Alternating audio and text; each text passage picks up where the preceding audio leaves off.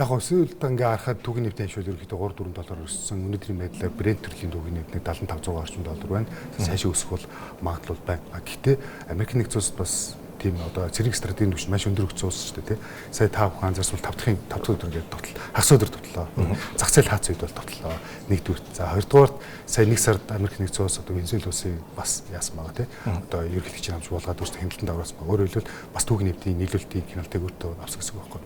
Тэгэхээр Америк нэгдсэн улс түүхийн нэвтийн шүсөө цаашаа одоо бензиний ханш Америк нэгдсэн улсын өөрсдөд нь бол таатай биш. Энийг бол бүх тооцоолол бол мэдээж хийсэн баг гэж бодож байна. За яг хөө мэдээж тооцоолоос зөрөөд магадгүй хүлэлтээс өөр төвчнөр эргэлээ гэж бодоход энэ үл ер нь жоохон сөрөг үзүүлэлттэй. Яагаад тэгэхээр түүхийн нэвтийн ханш $20 өсөх туртамд Америк нэгдсэн улсын инфляцийн түвшин 0.2% өсдөг гэсэн юм л үзүүлэлт байгаа.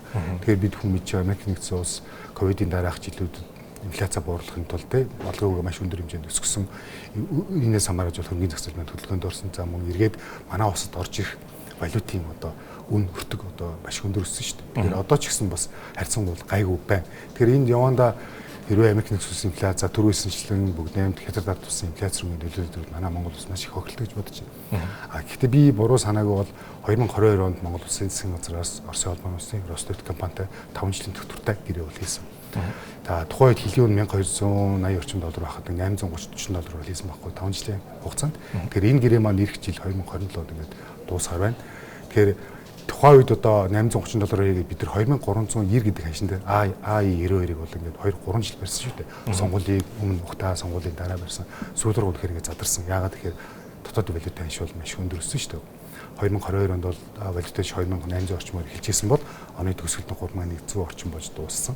За тэрнээс хойш одоо бид нэг 3500 3600 орчим шүү дээ. Гэвч 10 өссөн байгаа гэсэн үг байхгүй.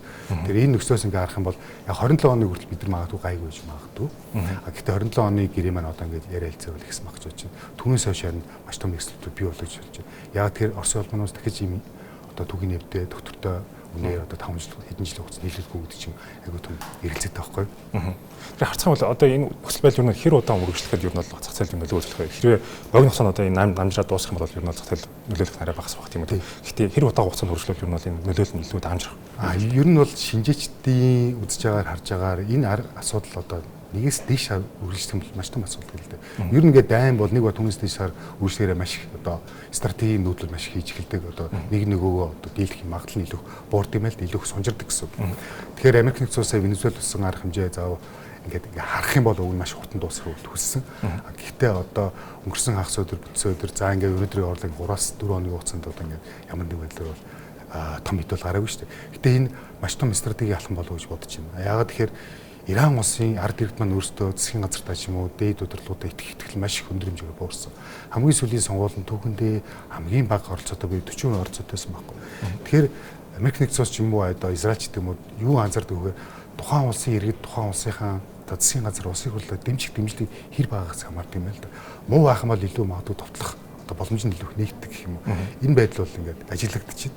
Тэгэхээр одоо энэ 7 хоногийг харъя, өнөөдрийг харъя. За 1 2 3 дахь өдрийг одоо эх 3 өдрүүдийн мэдээллүүдийг харъя гэж бодож байна. Гэхдээ түрүүсэн чинь бид нар Америк нэгдсэн улс Венесуэлийг одоо эзэлж аваад нийлүүлэлтийг бол сүжээг бол ер нь өөрхийн өсөлтөд бол оролцсон байгаа шүү дээ. Тэр хацгаа гайгүйх гэж бодож байна. Зарим нэгэн спекуляц харилцаа бол явахыг бол мэдээж үгүйсэхгүй. Дэлхийн хаач хизээч спек харилцаууд байдаг. Тэрийг бол үүсгэж чадахгүй. Тэгэхээр юу байдээ одоо энэ 73 74 дээр арилж ирж байгаа түүхний хэрвээ $100 гараад ирвэл маш том асуудалтай л гэж харж байна. Ялангуяа Монгол улсад бол том асуудалтай. 2027 оны төрүүлсэн гэрээгээ бидээ сонгож чадахгүй байна шүү дээ. Яг зах зээлийн үнээр аваад эхлэв. Тэр би бас мөн түрүүл одоо Орт орнод нөхцөл байдал юм бол хөрөнгөний зах зээл ямар нөлөө үзүүлэх гайхалтай байна л да. Тэгэхээр одоогийн байдлаар юм мэдээж эрсдэл ингэж холбоотойгоор хөрөнгөний зах зээлд орлох хөрөнгө оруулалтын гарах урсгалт юм гэж байгаа. Тэгэхээр энэ хөрөнгүүд нь хаашаа байрлах за төвчлэн интегрэн юуны одоо үнийн ханшд бол гол нөлөө үзүүлэх. Тэгээ альтернатив хөрөнгө оруулалт руу маш их байрших боломжтой гэж бодож байна. Төрөөсөн чинь фиат мөнгө гэж одоо ярьдаг одоо цаасан мөнгө гэж ярьдаг. Энэ цаасан мөнгөд итгэл дэлхийд даяараа бол ингээд маш их буурж ил да. Одоо ингээд Америк нэгдсэн улс 92-ийн хоорондын нөхцөл байдал ингээд түүхтэй ингээд түүхийн холбоотой ингээд холбоод үзэх юм бол 1800 оны сүүл за 1910 он хүртэл алтын стандарт гэж байна те голд стандарт. За энэ стандартын гол зорилго бол тухайн улс орн өөрсдөө байгаа улсын нөөцтэйг тэнцэх хэмжээний л алтыг эдийн засгт хэвлэж нийлүүлнэ гэсэн ийм л стандарт байсан. Тэгээд 1-р дайн дуусаад ингээд тодорхой хугацаа явж 2-р дайн бас яваад дуусаад 2-р дайны дараа Бреттон Вудс ингээд одоо маш том систем болсон. Энэ бол Америк нэгдсэн улсын зохиосон систем, Америк нэгдсэн улсын хотод дэлхийн 40 орчим улсын улс орны удирдагчдыг цуглаад энд бол эсэж зөвшөөрсөн. Яагаад зөвшөөрсөн гэхээр тухайд Америк нэгдсэн улс хамгийн их хүчрхэг байсан байхгүй.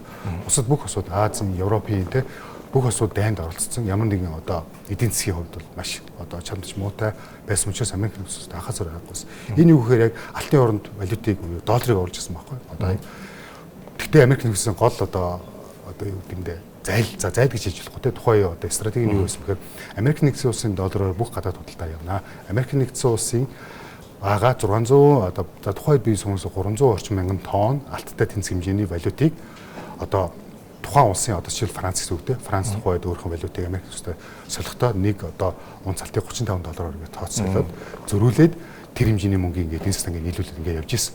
Тэгэхээр 1940-оос 1970 хүртэл энэ алтны стандарт маань явж байгаад нэг гэсэн буюу Америк нэгдсэн улсын ерөнхийлөгчид бол гидл бол хаасан шүү дээ. Гэтэ түүхийг ирээ хамт Америк нэгдсэн улс бусдаа ерөөсөө зөвлөлдөөгүй.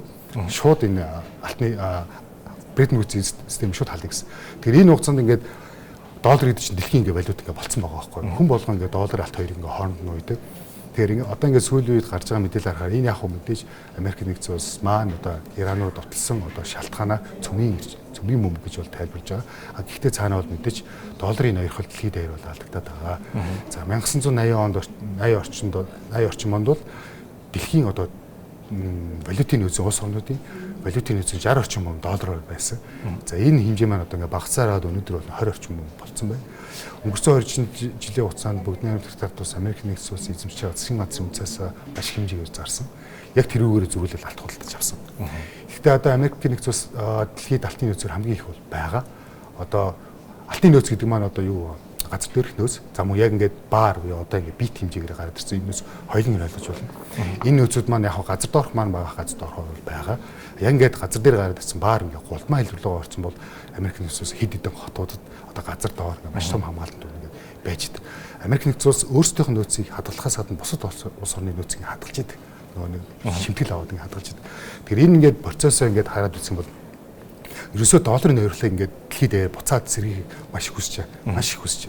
Тэгэхээр энэ нөхцөлөөс ингээд харах бол яг ингээд ерөнхий өнцгөр харах бол ингээд зах зээлийг хөдлөөд хөргийн зах зээл ингээд муутах гэдэг юм шиг харагдаж цаана Америк нэгдсэн улс өөрсдөө дахиад дэлхийн павер байхыг хүсэж байна. Хөргийн зах зээлийг өсгөхийг бол хүсэж байгаа байхгүй. Тэгэхээр одоо хоёлаа ингээд 1-2 сарын дараах үйл явдлыг өнөөдөр ингээд таамаглах айгүй хэцүү. Яг ер нь бол таамаглалт хинж байхгүй гэж бодож байна. За яг зөвхөн магадлалын хувьд бол ингээд таамаглаж болох.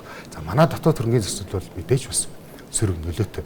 Яагаад вэ гэхээр одоо хэрвээ ингээд асуудал үүсэл инфляц өсөө тэ зээлийн хомсдол бий болоод за ийм асуудал үүсэх юм бол Монгол мөнгө одоо бага болохын үгүй 12% нэг хэсэгтэй болохгүй за магадгүй өсөх тэ за магадгүй заавал нөөцөөр дамжуулж банкны хөрөг чадвар нөлөөлөх байдал өсөх байхгүй. Тэгэхээр мэдээж дотоод хөрөнгөний зах зээл бодлогын хүний орчин өндөр байх тусам манай дотоод зээл бол муу тэр хүний орчинг давхын тулд өндөр хүнтэй бондууд бол ингээд гарч ирнэ.